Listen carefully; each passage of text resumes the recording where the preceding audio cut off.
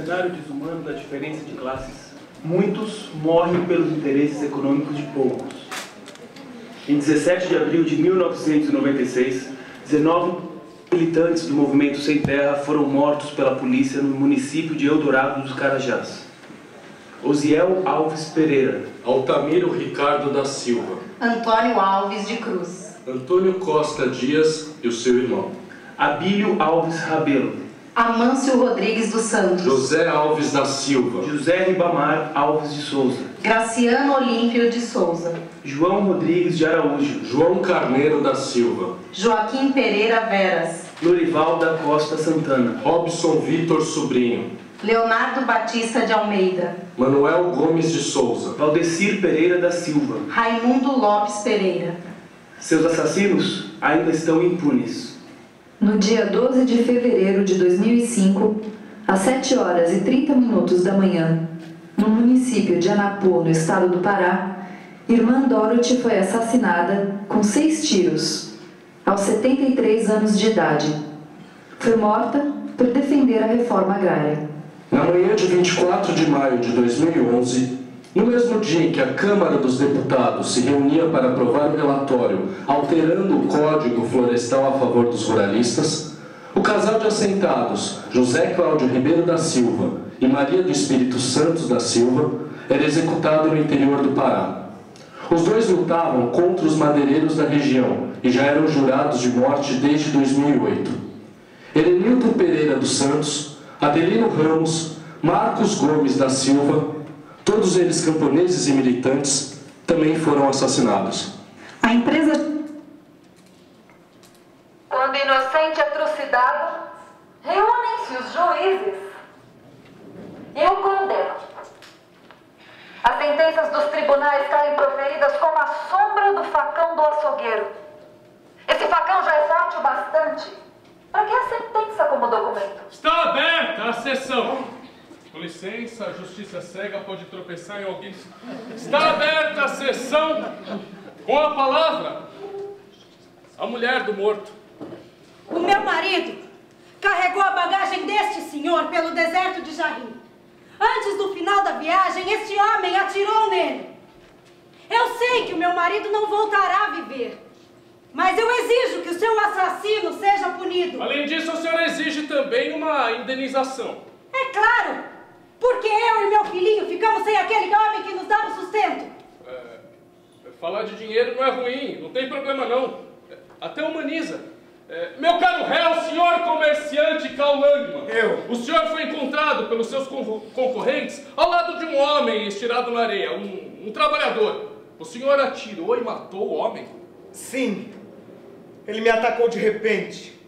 Queria me acertar pelas costas com uma pedra. E sabe o motivo de tal agressão? Não. O senhor não tocava com muita força o trabalho dos seus empregados? Não. Que se apresente o guia que acompanhou a caravana até a estalagem. Sou eu. Senhor guia, este homem aqui ele estava com muita pressa. Ele estava atrás de uma concessão para poder explorar poços de petróleo. Ele não exigia demais do trabalho do carregador? Não, isso era a tarefa dele. Deixa que ele responde. Senhor guia, ele não pedia para que o senhor pedisse do carregador uma força além do normal? Não, foi o de costume. Ah, o de costume. Então por que o senhor foi despedido? Porque na opinião do patrão eu era amigável demais com o trabalhador. E não deveria ser? Então esse carregador, ele era um homem que não merecia amizade. Ele era um revoltado, então. Não, pelo contrário. Era um pobre coitado. Eu trabalhava só para comer. O coitado nem era sindicalizado. Mas se vocês tratavam tão bem assim o carregador, por que ele tinha que aguentar tudo? Peguei! Não fica pensando demais em cada resposta, não, senhor guia. A verdade, ela sempre vem à tona. E eu quero saber por que o carregador ameaçou este homem com uma pedra. É inexplicável. Escuta aqui, homem. O senhor não precisa se fazer de mais santo do que realmente é. Assim o senhor não vai conseguir nada. Se tratava o seu carregador assim com denguinhos, como vai explicar o ódio que ele sentia pelo senhor? Se não houver ódio, o senhor não vai ter como provar que agiu em legítima defesa. Pensa bem. Eu tenho que confessar uma coisa. Ah, sim. Bem da verdade, eu bati nele uma vez. E por causa de uma única pancadinha surgiu tanta raiva? Não, eu também meti o revólver nas costas dele para que ele atravessasse o rio. E ele, para segurar a carga, quebrou o braço. É tudo minha culpa. É culpa do senhor na visão do morto. Na visão do morto, naturalmente, mas eu também o puxei para fora e o salvei. Eu tô começando a entender por que o carregador odiava este homem aqui. Senhor guia, admita de uma vez.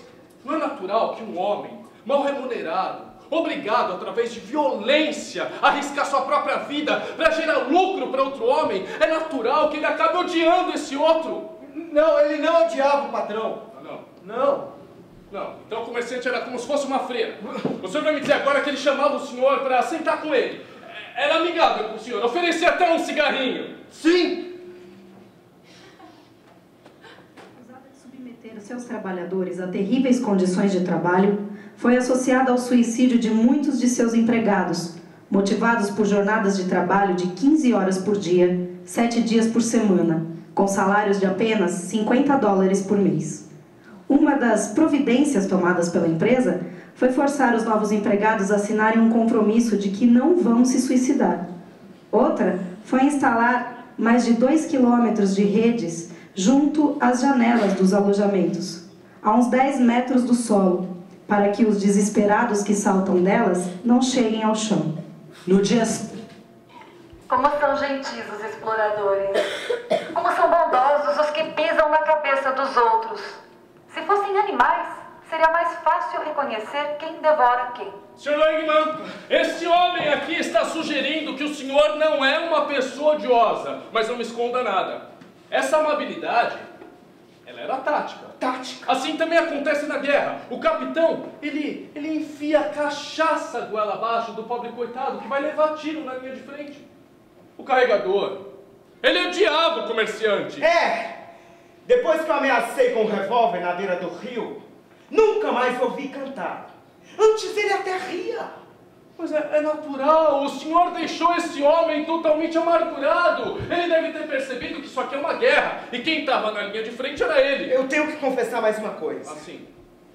Estávamos no deserto, sem água. Na primeira oportunidade, ele ia cair em cima de mim. Se eu não tivesse atirado nele, ele teria me matado. Eu sabia que ele me odiava. Eu tenho que dizer uma coisa. O meu marido não pode ter atacado este homem. Ele nunca atacou ninguém. Alguém sabe da pedra que o carregador ameaçou o comerciante? Alguém aqui viu essa pedra? Está aqui. É essa a pedra? Sim, é essa pedra. Então vejam, senhoras e senhores, o que há dentro dessa pedra. Mas isso é um cantil d'água e não uma pedra! Está vendo? Inocente! Fui eu mesmo quem entregou a ele o cantil ainda na estação. Inocente! Está provado. Mas devia ser uma pedra. Não é pedra, coisa nenhuma. Mas eu não podia supor que era um cantil. O sujeito não tinha motivo nenhum para me dar de beber. Eu não era amigo dele. Mas ele lhe deu de beber. Mas por que ele deu de beber ao comerciante? Por quê? Deve ter pensado que o patrão estava com sede. Sede. Sei lá, vai ver por humanidade. Ah, humanidade. Vai ver foi mesmo, é por burrice. Aí eu começo a acreditar em alguma coisa. Eu prestiquei muito. Quem sabe até pro resto da vida. O braço quebrado. Ele tinha todas as razões para querer se vingar. Não faz sentido ele querer me ajudar.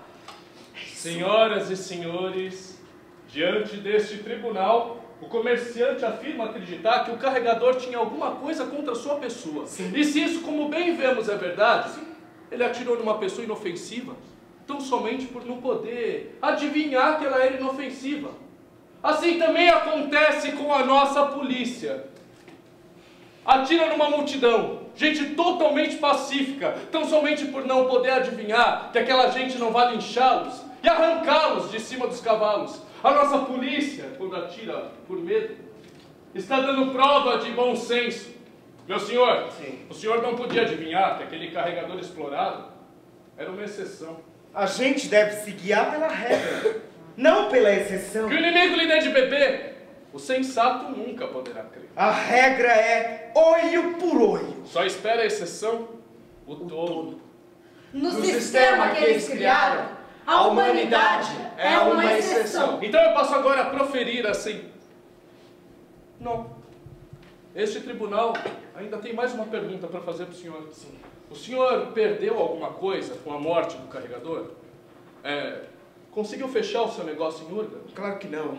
Eu tô arruinado. Então agora sim, eu passo a proferir a sentença. Todos de pé, por favor, que a justiça será feita. Todos de pé. Isso, muito bem. Obedientes com a justiça, muito bom. É assim que a gente gosta. Este tribunal dá como provado que o carregador se aproximou do comerciante com um cantil d'água e não com uma pedra. Mas não para lhe dar de beber, e sim para matá-lo. O carregador pertence a uma classe que tem motivos para se sentir prejudicado. Pessoas da classe do carregador, com seu ponto de vista limitado, acham de bom senso haver uma divisão igual nas coisas. E para alguns deles, inclusive, parece justo se vingarem dos seus carrascos. O comerciante, ele não podia acreditar em um ato de camaradagem por parte do carregador. O bom senso da classe do comerciante o alertava estar diante de uma grave ameaça. A região deserta, a ausência de polícia para proteger seu patrimônio, tudo alertava estar diante de uma grave ameaça. O acusado agiu, portanto, em legítima e justa defesa. Não importa se ele foi ameaçado ou se apenas sentiu ameaça. Naquelas circunstâncias, ele tinha que se julgar ameaçado. O tribunal declara, portanto, o réu inocente. E a mulher do falecido não tem direito a nada.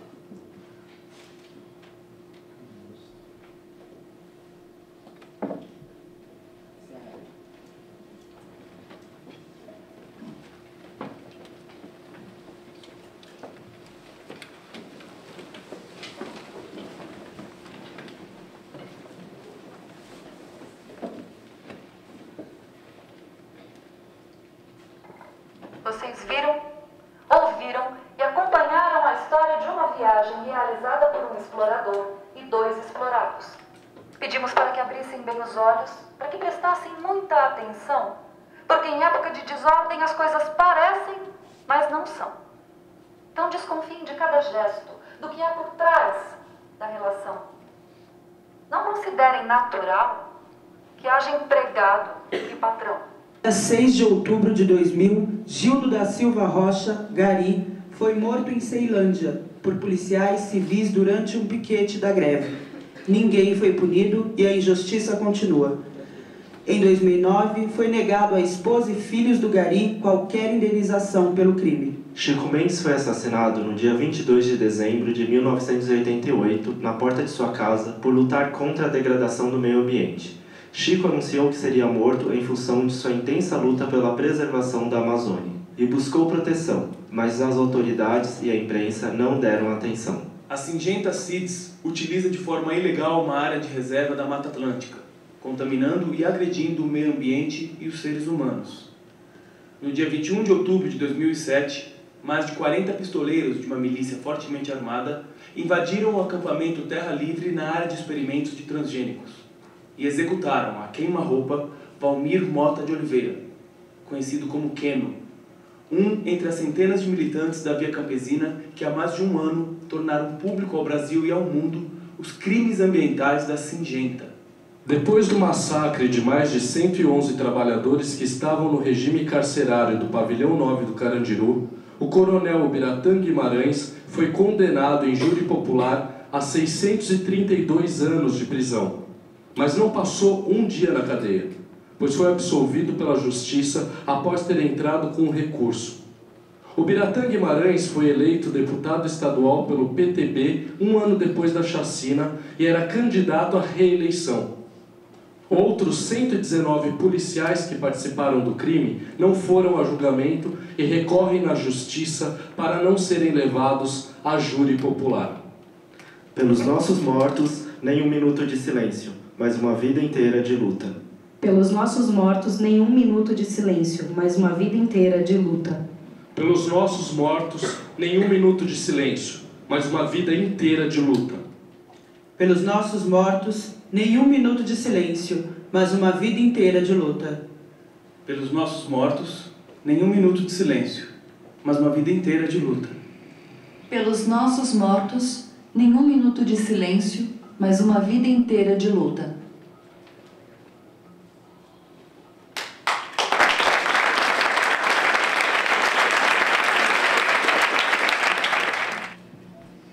Bom, a gente vai falar muito brevemente um pouquinho sobre a companhia, porque a gente sabe que está todo mundo para lá de exausto.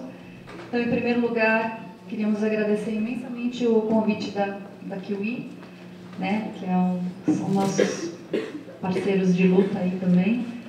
Estamos juntos em muitos eventos e muitas ações também. Bom, nós estivemos aqui durante o dia, acho, falar um pouquinho sobre as cenas, né, só para contextualizar, e já abrir para questões, caso vocês tenham, com relação ao que foi mostrado, as pontes, né, como que foi dito durante as mesas, aí durante o dia. Então, na verdade, nós apresentamos 4 intervenções, 3 delas são partes do nosso último espetáculo, que é a Exceção e a Regra, que é um espetáculo que nós estreamos o ano passado no Arsenal da Esperança, que é um local onde a gente faz uma residência artística. Depois eu falo um pouquinho sobre o Arsenal. Esse espetáculo, na verdade, é um espetáculo feito para a rua, né? É um espetáculo para ser apresentado em áreas externas. Nós fizemos uma circulação com ele ano passado, depois da nossa temporada dentro do Arsenal. E nós apresentamos, na verdade, 2 canções, que é a canção do início, que é um cortejo fúnebre da morte do trabalhador, o prólogo, o início do espetáculo, que foi criado para contextualizar a companhia dentro do texto do Brecht, por que a gente estava fazendo aquilo. Depois nós apresentamos e a música do cortejo é baseada no poema do Paulo Mendes Campos. Paulo Mendes Campos, do CPC.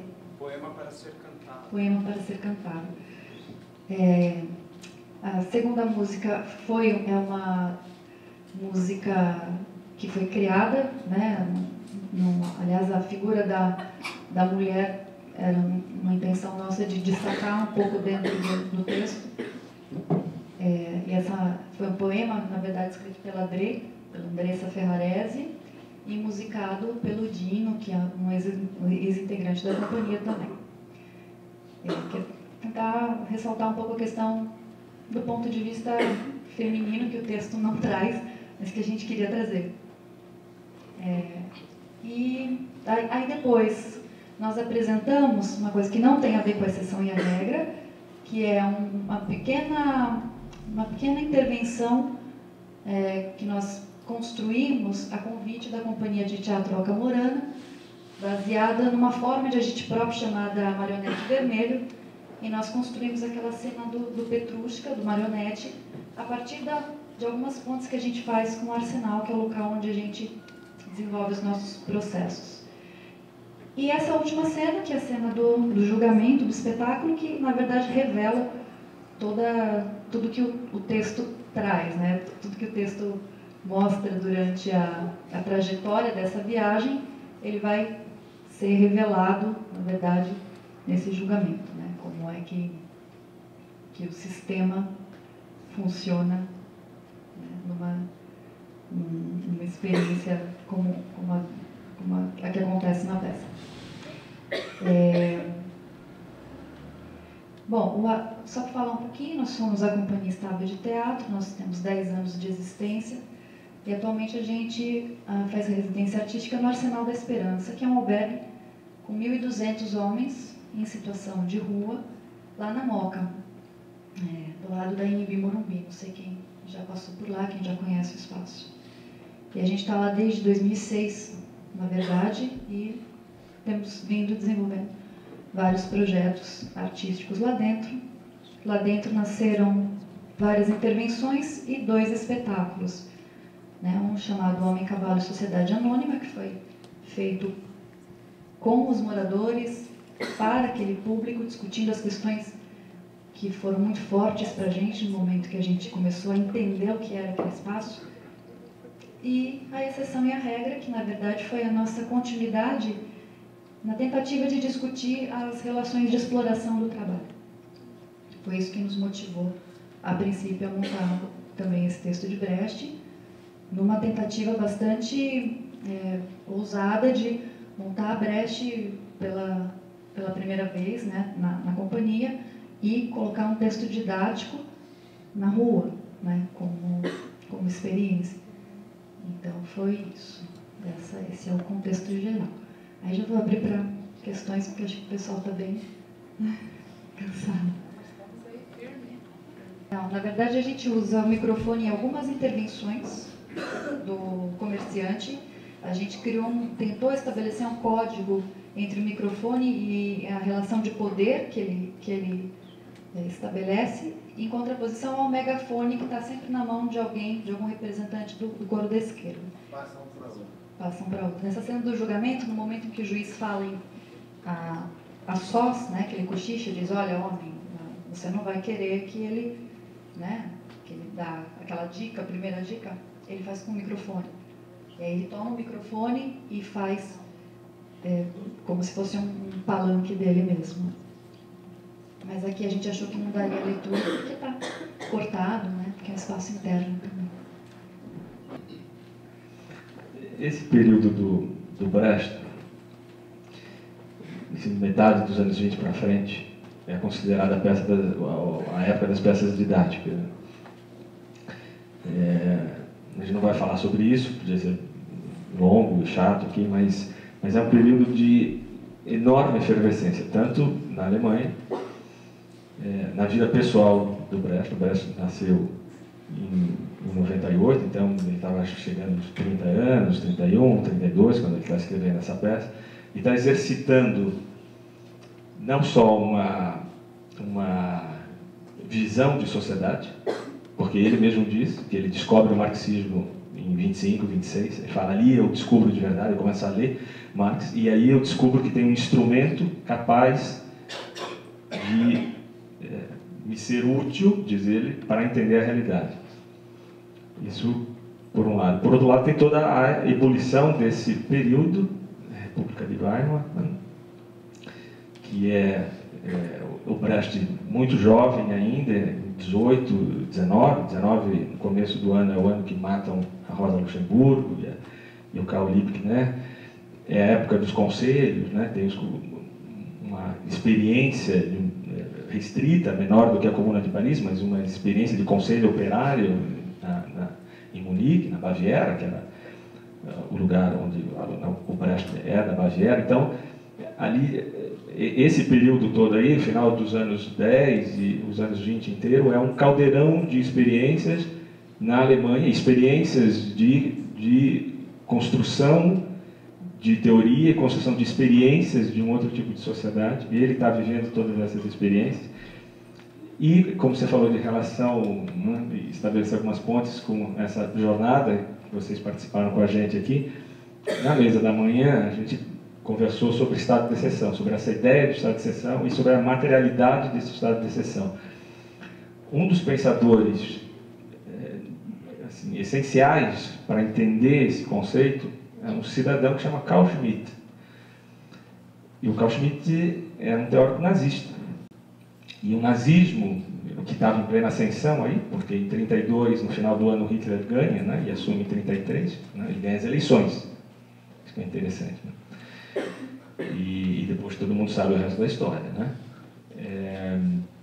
Ou seja, logo depois do Brecht escrever esse texto. Então, esse texto é de uma sabedoria, não só como diagnóstico de situação, mas como capacidade de construir uma forma artística capaz de dar conta dessa complexidade, que é a complexidade do que hoje em dia a gente ainda está discutindo, que é o estado de exceção durante a suposta normalidade. Então, esse período, esse texto, a montagem de vocês que lança luz sobre essas questões, estabelece um diálogo muito profundo com várias das coisas que a gente tentou discutir durante o dia inteiro aqui. E antes eu ia dizer isso, mas acabei não falando lá na hora dos agradecimentos, quando o Tiago fez referência a gente ter um programa, né? A gente, movendo o teatro de grupo, mas aqueles que não estão satisfeitos com a situação social atual, essas questões levantadas hoje aqui, modestamente, elas são um princípio, ou pelo menos uma tentativa de construir este tal programa, um programa de ação, um norte, que a gente possa caminhar. Há um tempo atrás, tinha um pessoal que dizia que o nosso norte é o sul, que seja, né? Porque não são os países ricos lá de cima. Mas a gente tem que ter um norte. E esse norte, um dos nomes para esse norte é a gente ter um programa, é saber o que a gente quer fazer, como a gente quer fazer, com quem a gente quer fazer, né? Que energias a gente vai mobilizar, né? Nesse caso vocês mobilizaram várias, né? O próprio texto do Brecht, a discussão sobre esse período, a discussão sobre a relação entre esse período riquíssimo, né? E inclusive riquíssimo com toda a ambiguidade que o termo tem, porque deu no nazismo, não é? E deu na social-democracia. Por isso, é só lembrar o que o Arbex falou hoje do partido que está governando o país nos últimos 10 anos. Né? Então, são temas muito ricos, eu acho, para a gente pensar este programa, ou pelo menos algumas diretrizes, se a gente não quiser ser muito ambicioso na hora de falar. Né? Qual é seu nome? Daniela. Meu nome é Marli, eu sou socióloga, mas eu me interesso muito por essas questões, né, da arte, da comunicação, sobretudo. E eu vejo assim, né, que estava até falando com ele que quando vocês começaram, me veio logo à mente a peça Morte e Vida Severina, né, que também trata da questão da terra, né, e a questão da relação de servidão, né, que está relacionado, por exemplo, à morte do Chico Mendes e todo o problema das terras na Amazônia, que também levou ao assassinato de um amigo meu, o advogado Paulo Fonteles, que era advogado de Poceiros. E ele foi morto, assassinado em 1986, né, 2 anos antes do Chico Mendes, em Belém, assim, a queima-roupa dentro do carro, num posto de gasolina. E isso é uma coisa que sempre me vem a questão de como é que a gente pode, né, a partir de todo o acúmulo que nós já temos na nossa sociedade sobre a questão fundiária, né, a questão da mais-valia, da apropriação do trabalho alheio, né, do ponto de vista da ciência social, como é que a gente pode traduzir isso de uma perspectiva também pedagógica, né? Isso eu não sei, eu queria saber a opinião de vocês dentro da própria escola, ainda que a gente saiba da limitação da escola, né? Considerando que é também um aparelho, né, do Estado, um aparelho reprodutor, né, de ideologias, de pensamentos, de imaginários. E se vocês veem essa possibilidade, se vocês discutem isso, e também eu sou muito ignorante sobre esse universo do teatro, dessa perspectiva didática, pedagógica, dentro da instituição escolar, se isso é possível, né? Eu me lembrei também do Paulo Freire, né, que tinha um pensamento muito nesse sentido. Como é que você vê isso? Boa noite, prazer, Rubens é meu nome. Então, assim, na verdade, eu acho super importante a iniciativa de vocês em fazer o trabalho no centro de acolhida, né, no Arsenal, que a esmagadora maioria das vezes é um trabalho com pessoas em situação de rua. E eu queria saber como que vocês avaliam isso, qual é a devolutiva com relação aos participantes, qual que é a troca de experiência que vocês têm, o resultado, é mais ou menos essa a pergunta, como que vocês avaliam mesmo esse trabalho que é muito, eu acho muito bacana. Obrigado. Com relação à escola, a possibilidade você entende a possibilidade de fazer uma experiência teatral dentro da escola e debater e desvendar esses temas cabeludos, né? Esses temas que são tão complexos e tão estão escondidos às vezes, né, no seu fundo.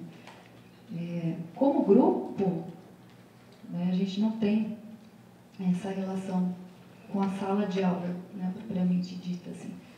A gente já teve projetos em Cangaíba, né, que é o Teatro Flávio Império, em que o principal público era o público juvenil, o público em idade escolar, e nós tínhamos muitas crianças e muitos adolescentes, né? Então havia sim um processo de formação e de debate com esse pessoal.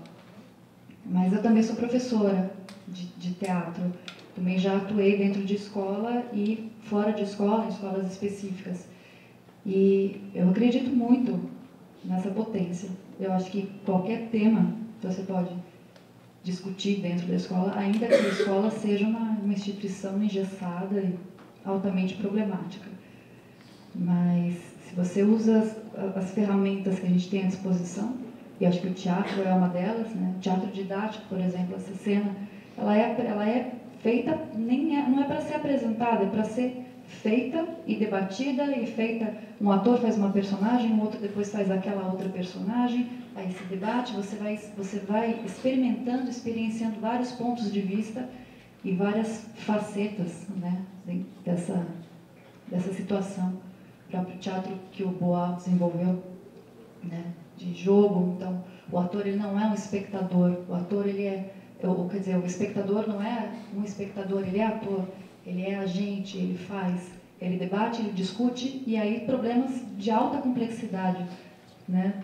Os problemas sociais são apontados, são debatidos, e muitas vezes até encaminhados para alguma ação concreta, para algum movimento. Então, eu acredito que em qualquer lugar, assim, eu acho que na sala de aula, como agrega muita gente, eu tenho resultados muito legais e processos muito interessantes, trabalhando com crianças, às vezes, muito pequenas e temas complexos. Assim, com relação ao arsenal, alguém quer responder para não ficar monopolizando aqui?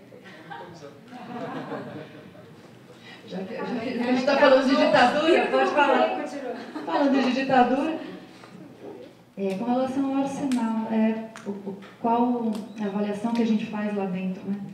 O arsenal é um espaço muito difícil para se trabalhar, não vou mentir para você. Muito complexo. Quando a gente entrou lá, a gente tinha saído do nosso projeto de Cangaíba, Cangaíba que eu falo, é o Teatro Flávio Império, que fica em Cangaíba. Nós ficamos lá 4 anos, 5 anos, né? 4 anos. E 1 ano tentando entrar. Tentando voltar para lá. Nós desenvolvemos um projeto de ocupação daquele espaço, muito voltado àquela comunidade, né, do local. E aí, quando nós fomos expulsos de lá, porque nós somos expulsos do teatro, está fechado até hoje, nunca mais reabriram, a gente acabou encontrando, tem uma ex-integrante da companhia, que era produtora na época, que é a Jaira, e ela encontrou esse espaço, próximo a Imbi-Morumbi, e fez a ponte com a administração da casa. E nós entramos e falamos, vamos desenvolver um projeto aqui. E a nossa intenção, na verdade, no começo, quando a gente entrou no Arsenal, era transferir a nossa experiência de Cangaíba lá para dentro. Então a gente entrou com o tema, a gente queria falar sobre teatralidade circense, a gente queria falar sobre nomadismo circense, itinerância. Tem tudo a ver, porque aqui dentro tem muitos nômades e muitos trecheiros e muitas pessoas. E tem nada, o que tem lá dentro são trabalhadores à margem da margem, tem pobre e a questão é muito mais complexa do que o cara que saiu de casa e foi parar no albergue. E aí a gente teve uma crise muito séria dentro da companhia. E a gente foi se politizar, a gente foi ler, a gente foi tentar entender do que a gente estava lidando lá dentro, o que a gente estava lidando. E a gente percebeu que ou a gente encarava a questão da classe trabalhadora como uma questão nossa, nos posicionando como trabalhadores, ainda que sendo um grupo de teatro, dentro de um espaço com muita miséria, ou a gente não ia conseguir fazer teatro lá dentro, não ia ter porquê. Né? Tipo, o que a gente está fazendo aqui? Então, em busca dessa resposta, a gente começou a se politizar mesmo, buscar a entender um pouco essa luta histórica dos trabalhadores e quem são aqueles interlocutores. Mas é difícil. Assim, a casa é uma casa que tem muita rotatividade. Eles ficam uns 6 meses, depois saem. Alguns vão e voltam muitas vezes. E tem gente que gosta muito da nossa presença lá, tem gente que detesta. Tem gente que entra noiado, tem gente que é super politizado. Recentemente nós fizemos uma sessão de filmes com o ABC da greve e o debate foi algo tão surpreendente, não que a gente já não tivesse se surpreendido várias vezes com aquela população. A galera que mora lá, fala aquela população, a pessoa que mora, morador do Albergue. Mas foi uma aula de história, porque ali estavam pessoas que passaram pelo processo da greve, que eram grevistas, e que por uma série de questões estavam albergados ali. Então é muito maluco, assim, é difícil. Mas que a gente ficou alguns meses sem ensaiar, só fazendo outros projetos, atendendo a outras demandas, sem ficar lá no espaço. A gente entra no espaço, vem 4, 5, e aí, não vai ter peça não? Quando é que vocês vão voltar? Vocês não vão fazer a peça? E os espetáculos lá dentro é o que mais funciona. Assim. Tanto levar parceiros para apresentar, quanto as temporadas que a gente faz lá. Porque a gente sempre, na medida do possível, do cansaço, a gente abre debate no final. A gente conversa aqui, a galera já, a Kiwi já apresentou lá, o Tuob já apresentou lá, a Depofágica fez a carroça lá, Estudo de Cena apresentou lá, que está aqui, a Brava. A Brava está aqui? Estou falando só quem está aqui. Agora a galera que é grupo parceiro. Então é difícil, mas é uma aula, né? É um esforço constante de aproximação. Esse último projeto que a gente sentou para elaborar, a gente falou, vamos reaproximar da casa, porque a gente sentiu que o ano passado a gente se afastou dos debates. Então vamos se reaproximar da galera, como é que a gente faz? Uma crise constante lá dentro. Mas é muito importante, assim. É muito bom. Eu queria fazer eu sei que é um assunto que é importante para vários dos nossos grupos. A gente discute a questão da forma e do conteúdo, né? Para um conteúdo revolucionário, a gente também tem que ter uma forma revolucionária. E eu sei que vocês estão revendo, né? Quer dizer, isso tem a ver com a utilidade, inclusive, né, desse trabalho no mundo de hoje, né? O que é montar a exceção e a regra hoje, o que é trazer esses depoimentos, esses textos que vocês trazem aí, que força isso tem, que utilidade, no melhor sentido da palavra, isso tem hoje em dia, que forma escolher para fazer isso? Com certeza não é, e não foi o que vocês optaram, a mesma forma que o Brecht faria lá, né, no momento em que ele estava lá no Berlim Ensemble, ou antes, aliás. Então, eu sei que vocês estão repensando esse trabalho. Eu sei das internas, que vocês estão repensando. Quer dizer, tem coisas que vocês acham que não correspondem a esse conteúdo que vocês querem trazer. Eu queria que vocês falassem um pouquinho sobre isso, sobre esse trabalho que está sendo repensado, por que ele está sendo repensado e sobre essa dupla aí, forma e conteúdo. Tem algumas dificuldades quando você monta uma peça, porque você precisa de dinheiro e geralmente a gente não tem.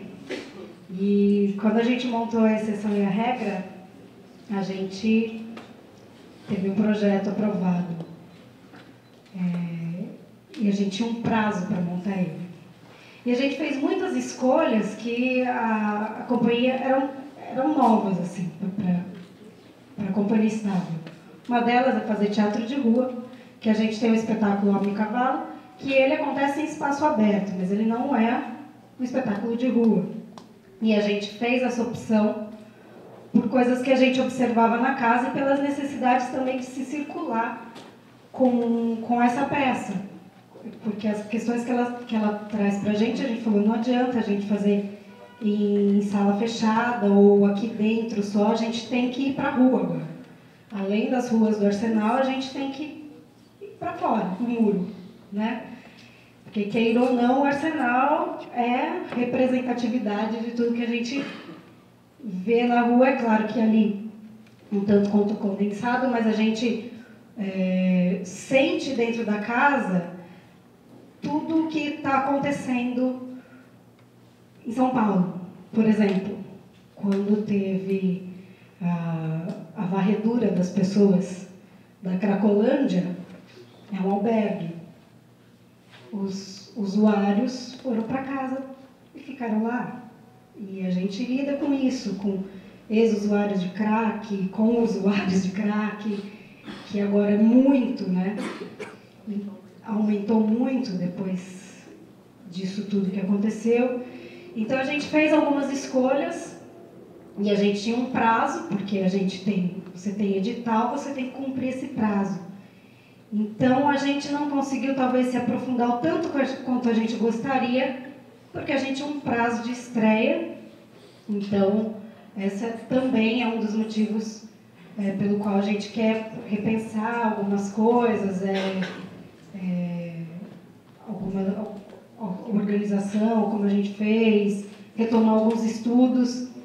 E, assim, a gente fez essa escolha de ir para a rua, a gente fez uma escolha que agora a gente consegue ver que foi equivocada, mais que na época para a gente era o que a gente precisava fazer, que era criar a peça em 2 elencos, dividir o grupo em 2 elencos, e não funcionou. Então a gente vai retomar isso e para colocar todo mundo em cena, que a gente já anda experimentando isso todas essas vezes que a gente tem alguns lugares para apresentar, que a gente leva algumas cenas como hoje. Então a gente fala, poxa, aqui um coro de esquerda, o coro dos trabalhadores, é isso, então vamos fazer.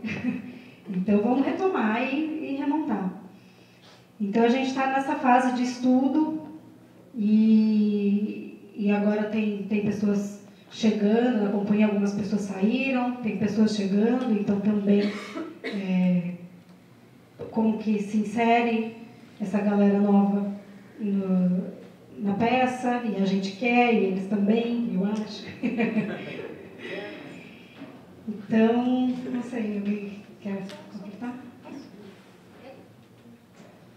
Só para, eu acho que pelo menos a principal dificuldade, acho que a principal foco nosso, além disso que a Adri falou, são fazer alguns estudos com mais calma mesmo, né? Sem tanto atropelo.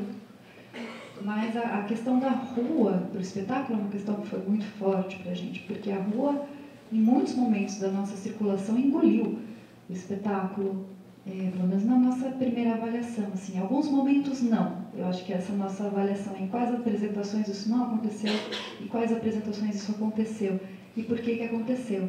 Porque é um texto difícil, a Exceção é Negra parece simples, mas ele não é. Ele é difícil. E a gente não conseguiu se livrar da palavrosidade do texto. Tem alguns momentos que é texto, texto, texto.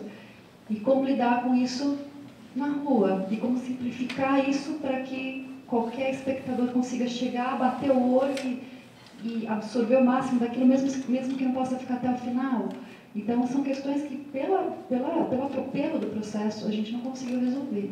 A gente acreditava que, na prática, com a circulação, a gente resolveria. Mas com essa questão de ter 2 elencos, né? Então, uma hora se ensaia um, outra hora o outro vai. Aí, uma hora junta um desse e um daquele. Então, a gente acabou ficando destreinado até. Porque uma coisa, quem faz teatro sabe, uma coisa é você fazer teatro neste espaço, outra coisa é você ir para a praça e chamar a atenção de quem está passando. São 2 técnicas completamente diferentes, são processos diferentes, e o artista de rua sabe bem, né? E nós quisemos experienciar por uma opção política nossa. Nós vamos para a rua porque é importante que a gente circule, que a gente pule os muros dessa instituição. Mas, tecnicamente, por conta do atropelo, em muitos momentos a gente se frustrou com alguns não alcances que a gente queria que alcançasse. Então, basicamente, esse processo atual de reestudo do espetáculo é isso. Basicamente é isso. Só uma coisinha sobre o Arsenal, só para aumentar um pouco nossa contradição dentro da casa. Acho que você não falou que ela é administrada por uma ONG católica, italiana católica. Então a questão da religião lá dentro, já pela administração, é muito forte, e o sentido de caridade é mais ainda. Então a gente está dentro de uma casa com 1.200 homens naquela situação, e que a gente passa, tem um bazar, que é quase em frente à nossa sala, que tem uma senhora que fica gritando: agora o sonho está só R$1, oportunidade, vem. E é o bem que ela está fazendo. Então a gente passa por isso também lá dentro. Só para... Tem uma coisa específica Pesadelo também. é 50 centavos. O pesadelo. Pesadelo é 50 centavos. O sonho não acabou, gente. Ela grita, viu? O resumo do sonho. Tem uma coisa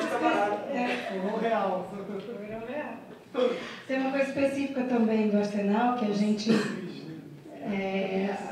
aprende, a gente avança, a gente dá um passo para trás, que assim, a gente chega num lugar que é um albergue, e a gente é um grupo de teatro, e é assim, eles não é a gente fazendo teatro e a galera para assistir porque está passando, eles estão lá.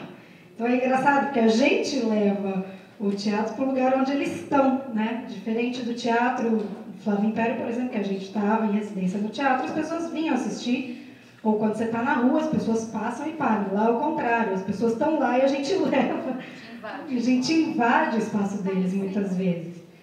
E isso às vezes é muito bom e às vezes nem tanto, né? A gente tem uma lona lá dentro que a gente instalou, uma lona de circo, que virou um espaço de convivência. Eles utilizam quando a gente não está utilizando, eles ficam lá, eles dormem dentro da lona, fazem um monte de coisa dentro da lona.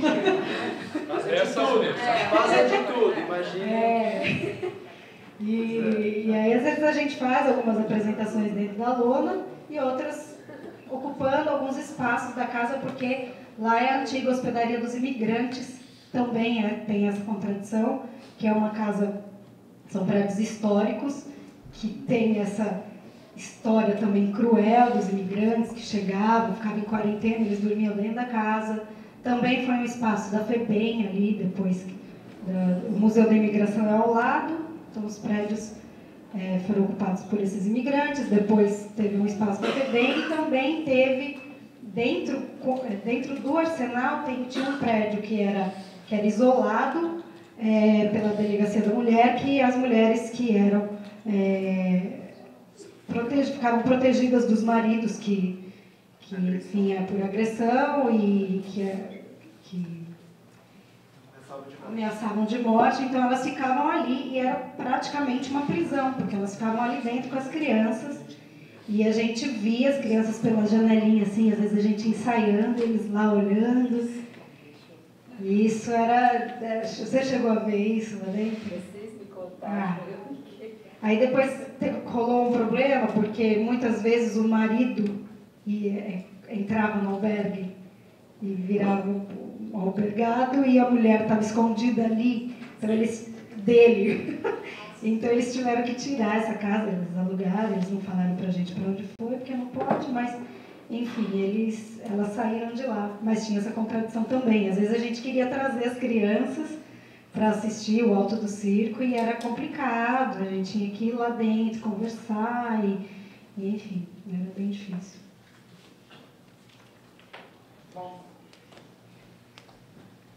se ninguém está mais se coçando para tentar, gostaria de perguntar alguma coisa, a gente vai terminar o nosso último bloco de atividades. Espero que a gente não tenha nocauteado ninguém nesse nosso último round, mas que estejam todos muito vivos e vivas para continuar nas lutas dos diversos coletivos e movimentos sociais que eu sei que estão aqui, dos grupos de teatro. Lembrando que essa foi a primeira atividade pública desse projeto, Morro como um País, da Kiwi Companhia de Teatro. Nós teremos outras. Acabei de botar uma caneta ali, eu esqueci de botar isso durante o dia. Por favor, quem puder deixar seu e-mail, o nome ali para a gente poder avisar vocês das próximas atividades. Mais uma vez agradecer muito, muito mesmo a todos os nossos parceiros e parceiras que estiveram aqui com a gente hoje, a todos vocês, todos e todas que estão aqui com a gente até agora, e até uma próxima Até breve. Obrigada.